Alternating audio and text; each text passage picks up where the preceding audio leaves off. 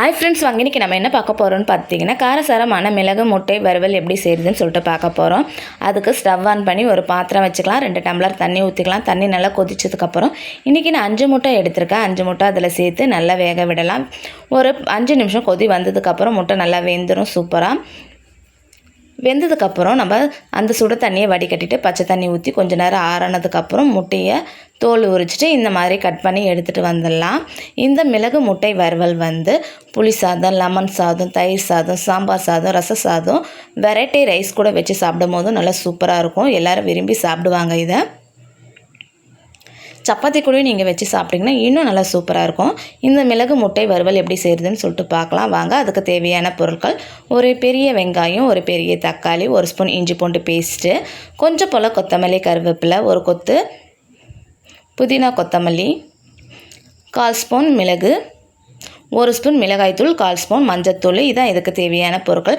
இந்த பொருட்களை வச்சு நம்ம 5 நிமிஷத்துலேயே மிளகு முட்டை வறுவல் எப்படி செய்கிறதுன்னு சொல்லிட்டு பார்க்கலாம் வாங்க. ஸ்டவ் ஆன் பண்ணி ஒரு பேன் வச்சுக்கலாம். பேன் நல்லா சூடானதுக்கப்புறம் 2 டீஸ்பூன் எண்ணெய் சேர்த்துக்கலாம். எண்ணெய் வெது வெதுப்பாக இருக்கும் போது 1/4 ஸ்பூன் மஞ்சத்தூள் சேர்த்துக்கலாம். 1 ஸ்பூன் மிளகாய்த்தூள் சேர்த்துக்கலாம். 1/4 ஸ்பூன் சால்ட் உப்பு சேர்த்துக்கலாம். கண்டிப்பாக எண்ணெய் வெது வெதுப்பாக இருக்கும் போது தான் நம்ம சேர்க்கணும். எண்ணெய் நல்லா சூடானதுக்கப்புறம் சேர்த்திங்கன்னா இந்த மசாலா ரொம்ப கருகி போன மாரி ஆகிடும். கருகி போனதுக்கப்புறம் நீங்கள் சேர்த்திங்கன்னா முட்டையோட கலர் சேஞ்ச் ஆகிடும். அதனால் நம்ம எண்ணெய் வெது வெதுப்பாக இருக்கும் போது இந்த மாதிரி சேர்த்திங்கன்னா முட்டையோட கலர் நல்லா சூப்பராக கலர்ஃபுல்லாக நல்லா அட்ராக்ஷனாக இருக்கும். நீங்கள் பார்க்கும் போது நல்லா அந்த முட்டையை நல்லா அந்த மசாலாவை நல்லா கலந்து விட்டுட்டு நம்ம கட் பண்ணி வச்சுருக்கிற ஒரு முட்டையாக எடுத்து இந்த மாதிரி கமுத்தி போடலாம். கண்டிப்பாக அடுப்பு லோ ஃப்ளேமில் தான் இருக்கணும். ஹை ஃப்ளேமில் இருக்கக்கூடாது. ஹை ஃப்ளேமில் வச்சிங்கன்னா முட்டை வெடிக்கும். அதனால் நீங்கள் கேர்ஃபுல்லாக பார்த்து பண்ணுங்கள். இந்த மாதிரி நம்ம முட்டை செய்யும் போது இந்த மசாலா எல்லாமே அந்த முட்டையில் ஏறி நல்லா முட்டை நல்லா கிறிஸ்பியாக சூப்பராக இருக்கும். பாருங்கள், கலர்ஃபுல் சூப்பராக இருக்குது பாருங்கள். இப்போவே கரு தனியாக வெள்ளை கரு தனியாக வந்துடாது இந்த மாதிரி நம்ம செய்கிறதுனால.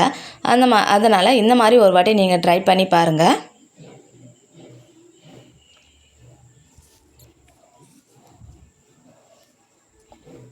நம்ம திருப்பி விட்டு ஒரு 5 நிமிஷத்துக்கு மறுபடியும் நம்ம சூடுபடுத்தலாம். இந்த சைடும் கொஞ்சம் நல்லா நம்மளுக்கு பொரிஞ்சு வரட்டும்.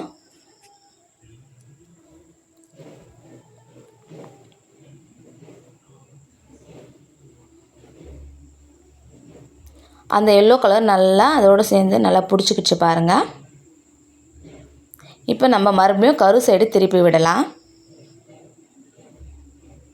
ஏன் இப்படி திருப்பி விடுறோன்னா முட்டை தனியாக கரு தனியாக வந்துடக்கூடாதுன்றதுக்காக தான் நம்ம இந்த மாதிரி திருப்பி விடுறோம். நம்ம எப்படி கிளறினாலும் முட்டை தனியாக கரு தனியாக வராது. இந்த மாதிரி நீங்கள் செஞ்சு பாருங்கள் கண்டிப்பாக.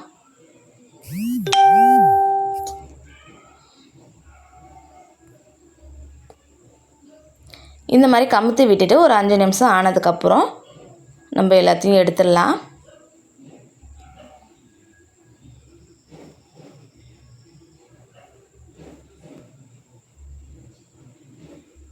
ரெண்டு பக்கமும் நல்லா கோல்டன் ப்ரௌன் வர வரைக்கும் நம்ம நல்லா வறுத்து எடுத்துக்கலாம். இப்போ பாருங்கள், நல்லா வறுபட்டுடுச்சு. இப்போ நம்ம எல்லாத்தையும் எடுத்துடலாம்.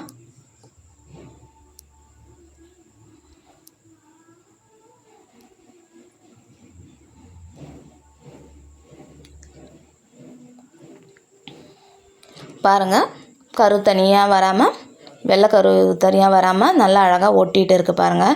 நீங்கள் செய்யும் போதும் தனித்தனியாக வராது. அதனால தான் நம்ம முதல்ல இந்த மாதிரி மசாலாவில் சேர்த்துக்கிறோம். இப்போ நம்ம எல்லாத்தையும் எடுத்துகிட்டு வந்தாச்சு. பார்க்கும்போது இப்போவே நம்ம சாப்பிட்ணும் போல் இருக்குது பாருங்கள். இப்போ இதுக்கு மசாலா எப்படி செய்கிறதுன்னு சொல்லிட்டு பார்க்கலாம் வாங்க. இப்போ அதே ஆயிலில் ஒரு பெரிய வெங்காயம் கட் பண்ணதை நம்ம சேர்த்துக்கலாம்.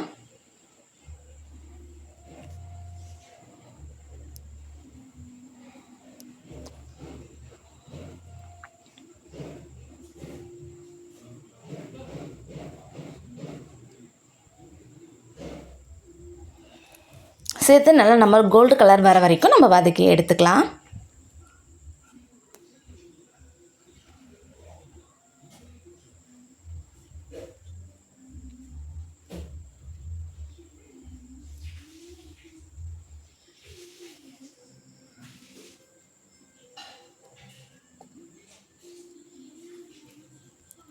ஒரு கொத்து கருவேப்பிலை சேர்த்துக்கலாம்.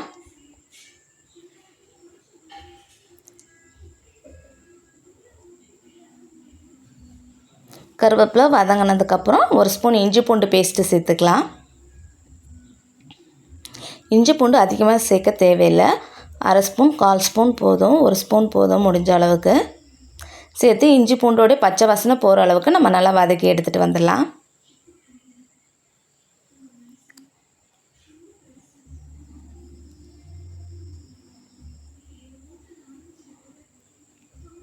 இஞ்சி பூண்டோட பச்சை வாசனை போயிடுச்சு. இப்போ நம்ம ஒரு பெரிய தக்காளி கட் பண்ணி வச்சுருக்கோம், அதையும் இந்த ஸ்டேஜில் சேர்த்துக்கலாம்.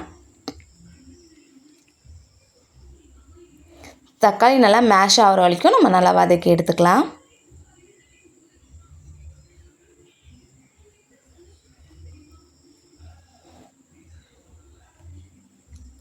பாருங்கள், தக்காளி நல்லா தோல் தனியாக பிரிஞ்சு வந்துடுச்சு. இந்த அளவுக்கு நல்லா வதக்கிக்கணும். இப்போ 1 ஸ்பூன் கறி மசாலாத்தூள், 1 ஸ்பூனு மிளகாய்த்தூள், 1/4 ஸ்பூன் மிளகுத்தூள்,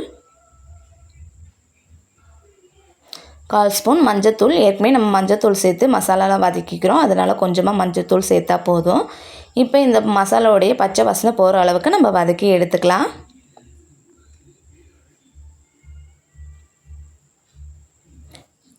கொஞ்சம் போல் தண்ணி சேர்த்துட்டு நம்ம இன்னும் இந்த தண்ணி ட்ரை ஆகிற வரைக்கும் நம்ம வதக்கி எடுத்துக்கலாம். இப்போ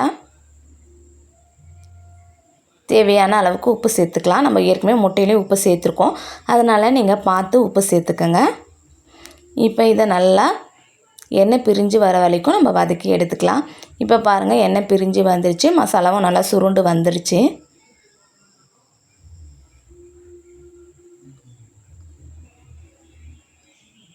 நீங்கள் உப்பு பார்த்து இந்த ஸ்டேஜில் சேர்த்துக்கோங்க. இப்போ நம்ம வறுத்து வச்சுருந்த முட்டையை இதில் ஒன்று ஒன்றா சேர்த்துக்கலாம்.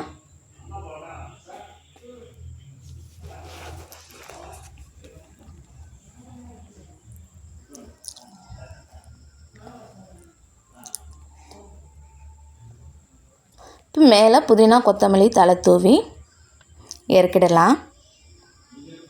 1/4 ஸ்பூன் மிளகுத்தூள் சேர்த்துக்கலாம். மேலே சேர்த்து கொஞ்சமாக மைல்டாக கிளறி விட்டுக்கலாம். நீங்கள் நல்லா கிளறினீங்கனாலும் முட்டை தனியாக கரு தனியாக உடஞ்சி வராது.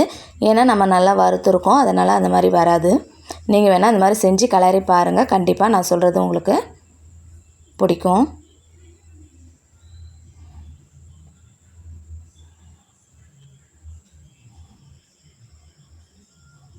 நல்லா சூப்பரான அட்டகாசமான காரசாரமான முட்டை மிளகு வறுவல் ரெடி ஆயிடுச்சு.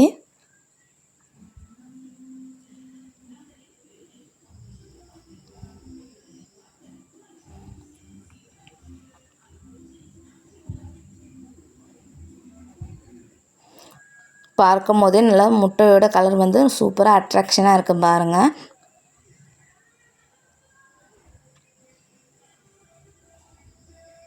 இன்றைக்கி நாங்கள் இது வந்து ரசம் சாதத்து கூட தான் வச்சு சாப்பிட்றோம். ரசம் சாதம் கூட வச்சு சாப்பிடும் போது நல்ல ஒரு சூப்பரான டேஸ்டியான மிளகு முட்டை வறுவல் நல்லா காரசாரமாக சூப்பராக இருந்துச்சு. இந்த மாதிரி நீங்களும் செஞ்சு பாருங்கள்.